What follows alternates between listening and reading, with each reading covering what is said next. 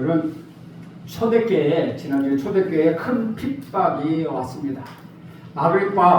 헤롯 아그리파 1세는 유대인들의 인기를 얻기 위하여 기독교를 박해하기 시작했는데 그 맨 먼저 표적이 된 인물이 바로 사도 야고보였습니다. 세베대의 아들이라고도 하고 큰 야고보라도 불리우는 야고보가 처형되었다는 것이죠. 그러니까 스데반은 평신도의 첫 순교자가 되었고 야고보는 사도 중에 첫 순교자가 되었다는 것입니다. 야고보를 처형하고 나니 유대인들에게 헤롯의 정치적 인기가 높아져 갔습니다. 야고보는 칼로 죽였는데 유대인들이 이 일을 기뻐했습니다. 대중적인 인기가 급상승한 것입니다. 이에 헤롯은 여세르보다 기독교의 대사부인 베드로까지 목을 치면은 자신의 정치적 기반이 안정되리라고 믿고 드디어 베드로를 잡아오게 가두었습니다. 왜 오게 가두었습니까? 그때가 6월절, 다음 무교절이라는 절기 때는 사람을 죽일 수가 없기 때문에 그래서 무교절이 끝나는 날 기술적으로 시간을 배정하여 예루살렘에서 올라온 온 유대인들에게 정치적 인기몰이를 하려고 준비하고 있었다는 것이죠. 베드로를 감옥에 넣고도 엄중한 경기를 했습니다. 왜냐하면 그 전에 예수를 그리스도라고 전하다가 감옥에 갔을 때 그 이튿날 재판하려고 감옥 문을 열어보니 사도들이 온데 간데 없어졌기 때문입니다. 알고 보니 귀신이 고칼 노릇입니다. 옥문을 열어준 사람도 없는데 그들이 다 나와서 복음을 전하고 있었습니다. 이것은 하나님의 역사였습니다. 이런 경험을 한 헤롯은 더욱더 엄중하게 경계하기 시작했다는 것이죠. 13절 14절에 보면 베드로가 대문을 두드리는데 노대라 하는 여자아이가 영접하여 나왔다가 베드로의 음성인 줄 알고 기뻐하여 문을 미쳐 열지 못하고 달려들어가 말하되 베드로가 대문 밖에 섰더라 하니 문을 두드리는 소리에 노대라고 하는 어린아이가 나와서 놀라게 됩니다. 왜냐하면 음성이 베드로의 음성이었기 때문입니다. 그래서 너무 흥분한 나머지 문을 열어주지도 못하고 바로 뛰어들어가 우리 베드로 사도가 오셨어요 라고 소리쳤습니다. 그러자 그 안에서의 반응은 어떻습니까? 15절 보겠습니다. 그들이 말하되 내가 미쳤다 하나 여자아이는 실서 말하되 참말이라 하니 그들이 말하되 그러면 그의 천사라 하더라. 여기서 놀라운 것은 그렇게 간절히 하나님 앞에 외치고 부르짖으며 베드로를 위해 기도했던 사람인데 그렇게 기도했는데 정작 자기들이 기도가 응답된 것에 대해서는 믿지 못하고 있다는 것입니다. 노대라고 하는 여자아이가 밖에서 누군가 문을 두드리니까 나왔다가 베드로의 목소리를 알아듣고 미처 문도 열지 못한 채 급히 안으로 들어가 베드로가 사도가 오셨어요. 베드로 사도가 오셨어요 외치는데 그때 사람들은 할렐루야 우리 주님이 우리 기도를 들어주셨구나 라고 해야 하는데 내가 미쳤구나 라고 말하고 있는 것입니다. 얼마나 인간적인 것입니까? 그래도 너희는 굽히지 않고 정말이라니까요 하고 우기니 그들이 다시 말합니다. 그러면 그것은 베드로의 천사이겠지 라고 말한다는 것이죠. 참으로 놀랍지 않습니까? 아니 이렇게 하려면 기도를 왜 그렇게 열심히 했습니까? 그들은 분명히 간절하게 합심하여 기도하긴 했는데 아마 속으로는 이건 기도해도 안 들어줄 것 같아 라고 생각하며 기도했을지도 모른다는 것이죠. 베드로를 위해 부르짖으며 간절히 우리 주님께 기도했지만 베드로가 실제로 그 험한 감옥 아무도 살아날 수 없는 감옥에서 구출된 것을 그들은 전혀 기대하지 못하고 기도하고 있었다는 것입니다.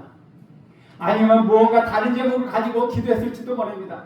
하나님 기적을 베풀어 주셔서 베드로를 꺼내 주십시오 라고 하기보다는 제발 베드로의 목숨만 붙어있게 해 주십시오 라고 기도했을지도 모른다는 것이죠. 어떤 이유에서 간에 예루살렘 교회 성도들이 베드로가 이렇게 빨리 나타나리라고는 전혀 예상하지 못했다는 것 우리는 확실히 알 수 있다는 것이죠. 그런데 막상 베드로가 왔다고 하니까 처음에 그것을 믿지 못했고 나중에 정말 베드로라는 것을 보고서 너무나도 깜짝 놀라게 된다는 것이죠. 16절 말씀 봅니다. 베드로가 문 두드리기를 그치지 아니하니 그들을 문을 열어 베드로를 보고 놀라는지다. 그들은 깜짝 놀랐다는 것이요. 혹시 여러분도 이런 비슷한 경험이 있지 않습니까? 열심히 기도해서 그 기도가 이루어졌는데 막상 이루어지고 나고 보니까 믿을 수가 없는 것. 아니면 기도하면서도 에이 이거는 기도해도 안 될 거야 라고 하면서 기도해 본 적 혹시 없습니까? 막막해 하면서 기도할 때가 너무나도 많다는 것이죠. 기도가 이루어지면 많은 그리스도인들이 운이 좋았다 라고 하거나 일이 생각보다 잘 풀렸네 라고 생각하기도 한다는 것이죠. 또한 우리가 열심히 기도하고 하나님께 간구하고 나서는 한쪽으로는 또 근심 걱정을 한다는 것입니다. 하나님이 해주셨다고 생각하지 않고 어차피 될 일일까 그렇게 된 거 아닌가 라고 생각하기도 한다는 것입니다. 그러나 우리는 그것이 하나님의 인도하심을 기억해야 한다는 것입니다. 운이 좋거나 재수가 좋아서 된 것은 결코 아니라는 것이죠. 우리 세상의 그리스도인들은 우연이란 일은 없다는 것입니다. 그것은 하나님이 필연적으로 간섭하셔서 함께 섭리하셔서 되어가는 일이라는 것이죠. 저절로 잘 되는 것은 아닙니다. 모든 것은 하나님의 응답이며 하나님의 인도하심입니다. 사실 기도를 안 할 때도 하나님이 항상 그렇게 인도해 주셨습니다. 일단 간절히 기도하는 것이 중요하지만 기도가 응답되었는지 확인하는 것 또한 중요하다는 것이죠. 그래서 기도 노트를 만들어 기도하는 것 매우 중요한 일입니다. 비록 이들은 자기들이 기도해놓고 믿지는 못했지만 그래도 하나님은 예루살렘 교회 성도들의 간절한 기도를 기뻐하셔서 응답해 주셨습니다. 예루살렘 교회가 간절히 기도한 것은 분명한데 기도해놓고 믿지 못했던 것도 분명하다는 것이죠. 그런데도 하나님 왜 그들의 기도에 응답해 주셨습니까? 물론 이것은 베드로를 앞으로 계속 쓰실 목적이 있었기 때문에 살려주신 것입니다. 동시에 또한 분명한 것은 비록 그들의 믿음이 조금은 부족할지라도 그들은 서로를 뜨겁게 사랑하며 섬기는 사랑의 공동체를 이루어 예수님이 마태복음 18장에서 말씀하신 것처럼 정말 마음을 합하여 한 마음으로 기도했다는 것, 그것이 사실이기 때문이라는 것이죠. 우리 주님께서 주신 새 계명대로 그들은 서로 사랑했습니다. 그리고 서로 마음을 합하여 간절히 기도했습니다. 그때 하나님의 응답의 역사로 함께해 주셨다는 것입니다. 사랑하는 여러분, 물론 여러분이 주님 앞에 간절히 기도하지만 개인적으로든 그룹이든 하는 중보기도든 그것이 당장 응답되지 않을 수도 있습니다. 그래도 선하시고 의로우신 우리 하나님, 여러분의 모든 것을 우리 아시는 하나님 앞에 여러분의 문제를 알리고 부탁하십시오. 그리고 그러면 하나님은 반드시 여러분의 기도를 응답하시는 믿음을 가지고 계속 주님 앞에 머물러 기도하십시오. 그것이야말로 믿음의 사람, 하나님의 자녀, 참다운 성도의 아름다운 자세일 것입니다. 하나님은 여러분의 기도를 기뻐하십니다. 그리고 선한 목적을 위하여 사용하십니다. 중요한 것은 그렇게 여러분에게도 기도의 보람을 주실 때 즉각 가서 기도하는 것입니다. 사실 기도해놓고도 이루어지기까지 깜짝 놀란 예루살렘 교회의 성도들보다 저와 여러분은 훨씬 더 믿음이 연약한 사람들이 아닙니까? 기도해놓고도 믿지 못하는 사람들이 바로 저와 여러분 아니겠습니까? 그럼에도 불구하고 하나님은 여러분의 기도를 결코 외면하지 않으시며 그것을 들어주신다는 것입니다. 그리고 반드시 응답해 주신다는 것입니다. 17절 말씀을 보겠습니다. 베드로가 그들에게 손짓하여 조용하게 하고 주께서 자기를 이끌어 옥에서 나오게 하던 일을 말하고 또 야고보와 형제들에게 이 말을 전하라 하고 떠나 다른 곳으로 가니라. 야고보와 형제들에게 이 말을 전하라 하고 다른 곳으로 가니라. 이 마지막 부분을 놓고 이런 의문이 생깁니다. 왜 베드로의 자리를 하나님께서 조용히 옮기셨을까? 떠나 다른 곳으로 가니라. 보통 우리가 생각하기에는 이 정도 기적적인 사건, 천사의 도우심, 하나님의 도우시는 일이 일어났다면 베드로가 더 엄청난 역사의 주인공이 되어야 하지 않겠습니까? 베드로가 그것을 간증하고 베드로가 그것을 전함으로 인하여 복음이 더 빨리 전해질 수 있었던 것입니다. 그러나 우리 하나님은 베드로를 조용히 옮기셨습니다. 왜 그렇습니까? 베드로는 그냥 사라져 버렸습니다. 그리고 나중에 15장에서 다시 한번 나오고 다시 나오지 않는다는 것이죠. 지금까지 베드로가 감옥에서 나온 과정이 얼마나 드라마틱한 과정입니까? 그런데 이제는 사울과 바나바의 시대가 시작되었고 예루살렘의 교회가 막을 내리면서 안디옥 교회의 교회가 시작되었다는 것 저자인 누가가 보여주고 싶었던 것입니다. 사실은 예루살렘에서 베드로를 위하여 간절히 기도했던 성도 중에는 바나바와 사울도 같이 있었습니다. 바나바와 사울이 이때 안디옥 교회의 구제 헌금을 가지고 예루살렘 교회에 와 있었습니다. 그런데 그때 이 핍박의 사건이 일어난 것입니다. 그때 바나바와 사울도 거기에 함께 있어서 기도했다는 것입니다. 이제 베드로의 중심적인 역할은 거의 끝이 났습니다. 앞으로는 바나바, 사도 바울이 되는 사울의 시대가 시작된다는 것입니다. 하나님은 그들을 사용하기 위하여 준비시키고 계시다는 것이죠. 주 안에서 사랑하는 여러분, 우리는 이런 과정을 다 알지 못하지만 하나님은 이렇게 다 준비하고 계십니다. 하나님의 섭리 가운데 모든 것이 있다는 것이죠. 우리 눈에는 보이는 것만 알지만 하나님은 우리가 보지 못하는 것도 다 알고 계시고 미리 준비하고 계시다는 것이죠. 하나님 나라의 복음을 전파하기 위하여 이미 하나님은 일하기 시작하셨습니다. 그런 과정 가운데 우리는 이해하지 못해도 어떤 사람은 그렇게 죽임을 당하기도 하고 어떤 사람은 기적적으로 구출되기도 한다는 것입니다. 이 모든 것이 다 전능하신 하나님 뜻 가운데 있다는 것입니다. 이렇게 하나님이 세 번째 투옥된 베드로를 기적적으로 살려내신 이유는 베드로가 아직 해야 할 일이 남아있기 때문입니다. 15장에 보면 베드로가 마지막으로 다시 한번 등장하고 사라집니다. 할례를 받고 유대인이 먼저 대야만 구원을 받을 수 있다고 하는 유대주의자들이 나와서 그 문제를 놓고 항의하자 예루살렘에서 공회를 열었습니다. 이것이 교회의 역사상에 가장 먼저 첫 번째 공식적인 종교회의입니다. 예루살렘 공회가 열렸다는 것이죠. 그 결론은 물론 괜찮다. 유대인이 될 필요가 없다. 이방인인 그대로 예수를 믿으면 되고 대신 악한 것을 멀리하고 주님을 믿고 나아가면 된다라는 결정을 내리게 됩니다. 그래서 예루살렘을 넘어 복음이 이방으로 확장되어 나가게 됩니다.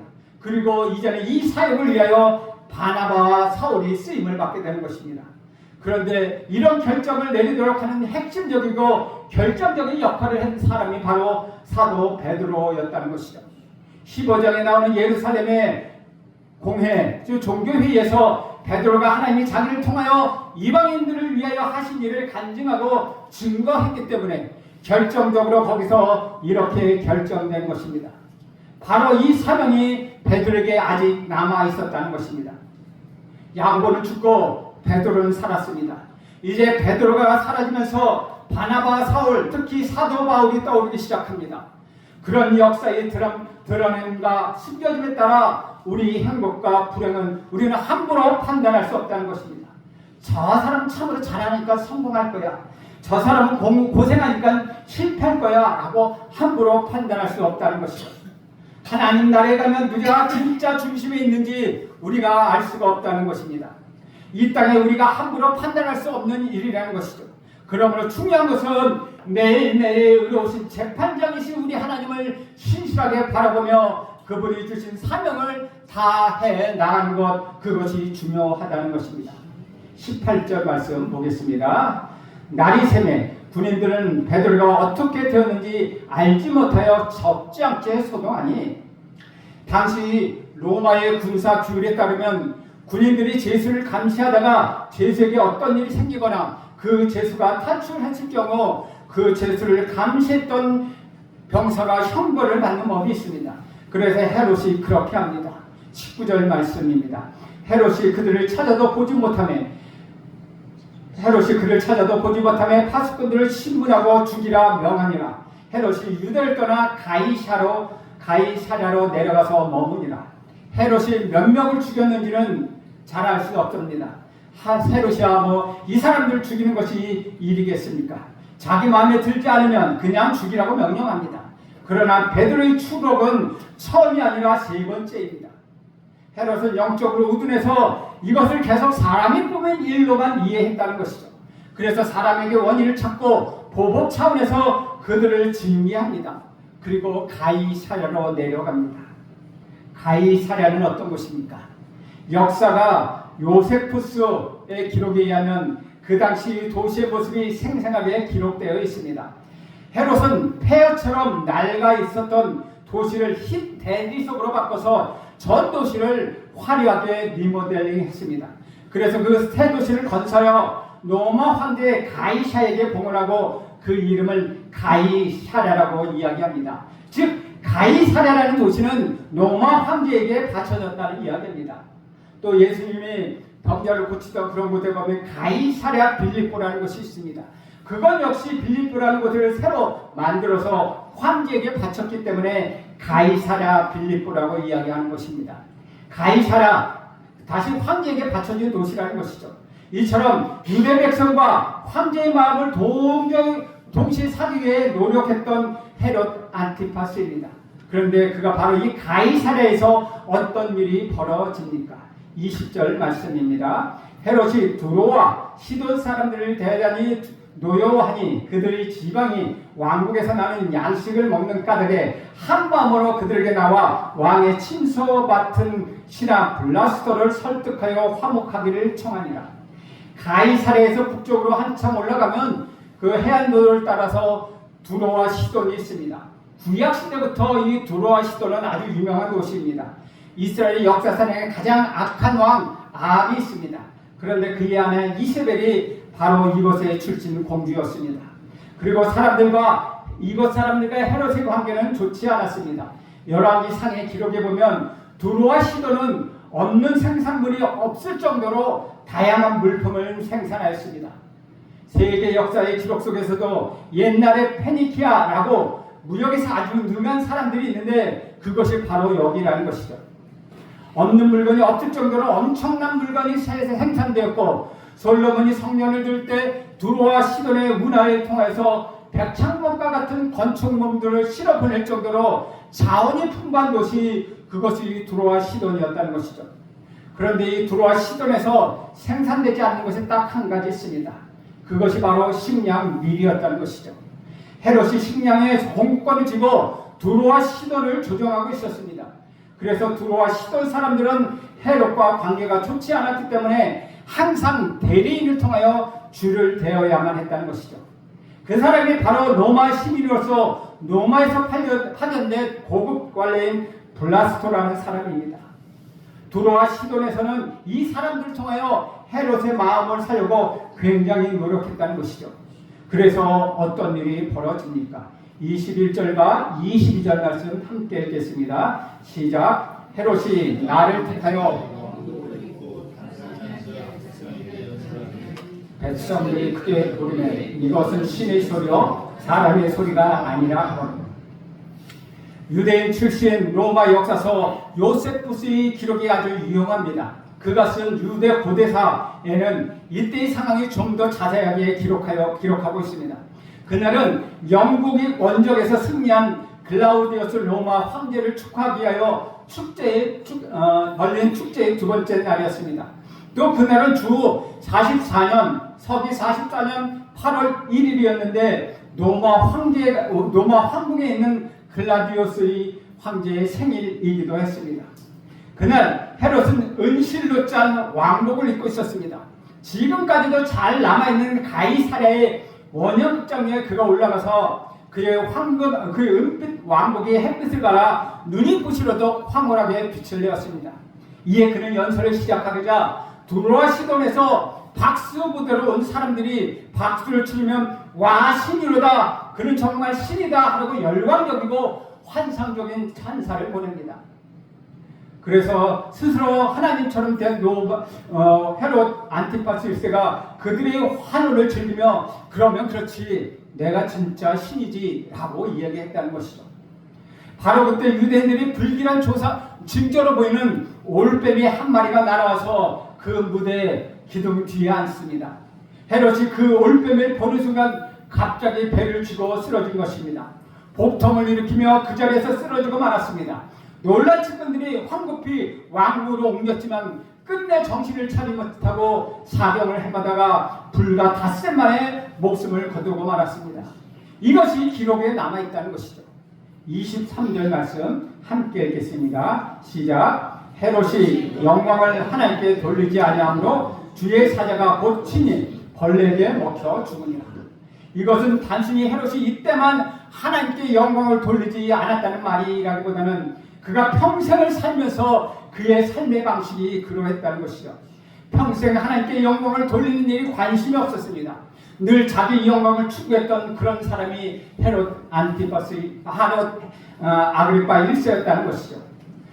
헤롯의 죽음에 대한 요세푸스의 죽음에는 두로와 시돈 사람에 대하여 이야기는 없지만 사도행전에서 전하는 상황과 거의 일치하고 있습니다. 따라서 이 둘을 종합하여 볼 때 헤롯의 죽음이 어떤 벌레와 관련된 복통 때문이라는 것을 알 수 있습니다. 그래서 여기서 헤롯이 벌레에게 먹혀 죽었다라고 말하고 있습니다. 이전에 사용했던 개역 한글에는 좀 더 은혜스럽게 충이 먹어 죽었다라고 되어 있다는 것이죠. 결국 교만한 헤롯이 아무리 화려한 왕복을 입고 엄청난 땅을 통치하고 자기가 마치 하나님인 것처럼 굴었어도 한남미불이 벌레나 세균이나 혹은 곰팡이나 바이러스 같은 것도 이기지 못하는 연약한 존재였다는 것이죠. 온 세상을 다스릴 것 같았지만 벌레 하나 다스리지 못했다는 것입니다. 자기 욕망을 위해서라면 죄 없는 사람을 투옥시키고 목을 치고 양식을 끊어 죽게 하는 등 온갖 못쓸지를 할 수 있는 사람이 실제로 그렇게 했다는 것이죠.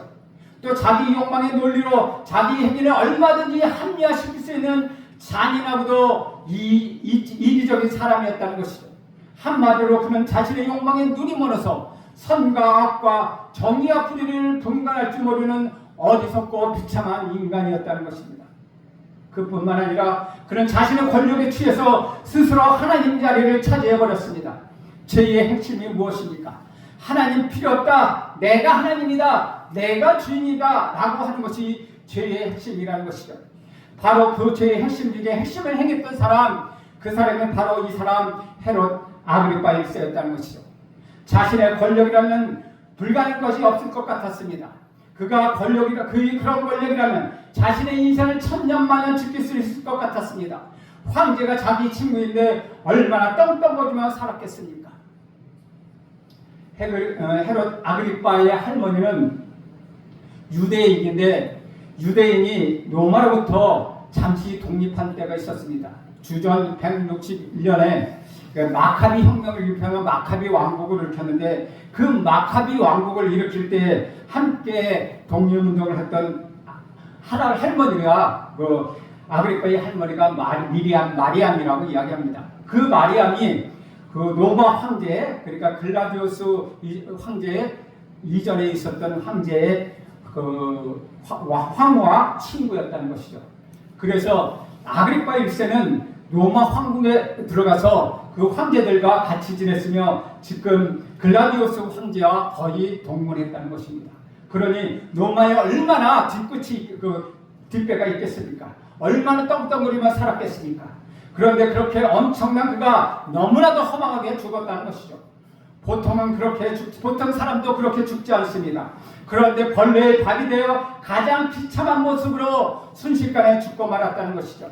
그 엄청난 권력으로도 그는 막상 자신의 생명을 갉아먹는 벌레 한 마리조차도 막지 못했다는 것입니다.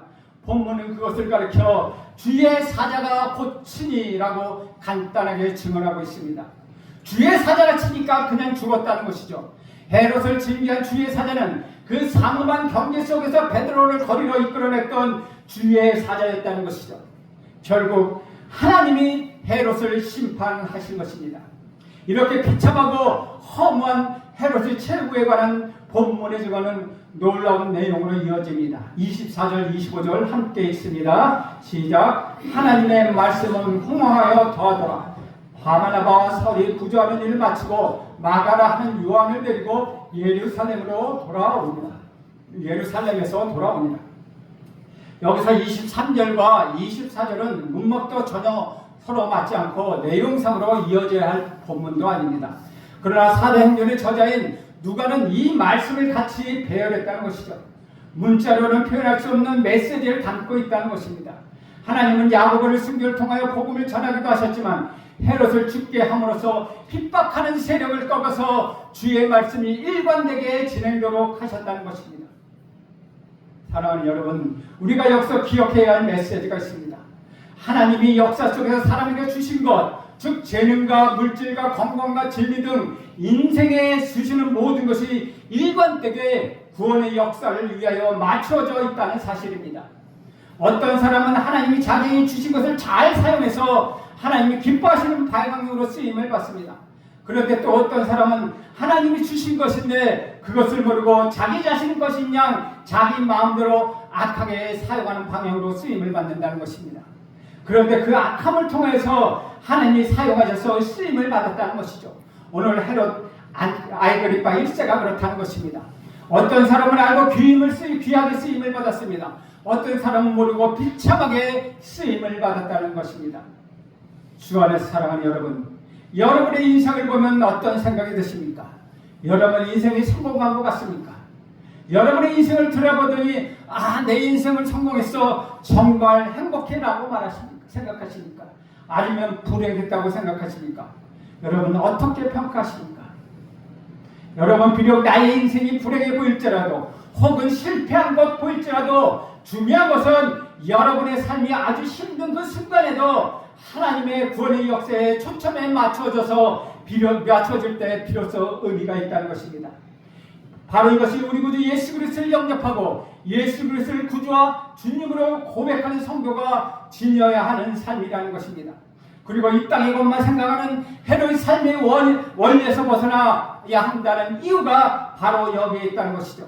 우리 삶이 아무리 불행하다도 우리 삶이 무지무지하게 성공했다 할지라도 그것은 아무런 의미가 없다는 것이죠. 우리 삶이 아주 힘든 순간이고 아주 성공적인 순간이라 할지라도 하나님의 역사, 구원의 역사에 초점이 맞춰져 있어야 한다는 것이죠.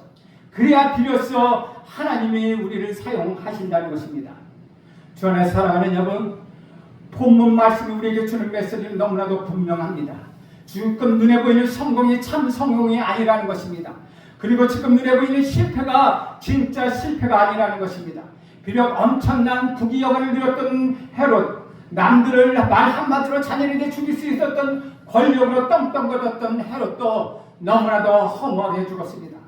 그런데 그가 그토록 죽이려고 했던 교회는 죽지 않았다는 것이죠. 오히려 살아있는 복음을 전파하며 흠망하는 더욱더 퍼져나가는 역사를 체험하게 되었다는 것입니다. 교회를 죽이려는 헤롯은 죽고 헤롯을 죽이려 하던 교회는 부흥했습니다. 결국 그리스도의 삶에는 실패가 없다는 것입니다. 여러분의 삶에는 결코 실패가 없다는 것입니다. 여러분의 삶에는 좌절은 있어도 결코 실패는 없다는 것입니다.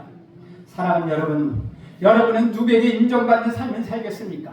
사람에게 인정받는 삶을 살겠습니까? 아니면 하나님께 인정받는 삶을 살겠습니까? 어렵게 살 수도 있고 우리는 넉넉하게 살 수도 있습니다. 그러나 그것은 중요하지 않습니다.